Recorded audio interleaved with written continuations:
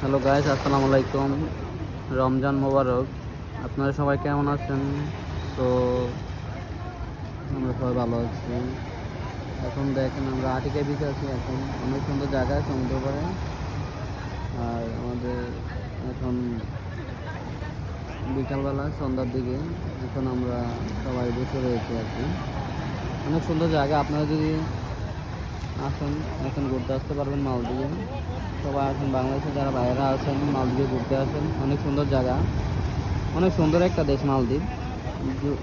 যদি পারেন আপনারা আশা করি মালদ্বীপে আসেন টুরিস্টে ঘুরতে, ভালো লাগে আপনাদের। দেখেন মালদ্বীপের বিচটা অনেক সুন্দর।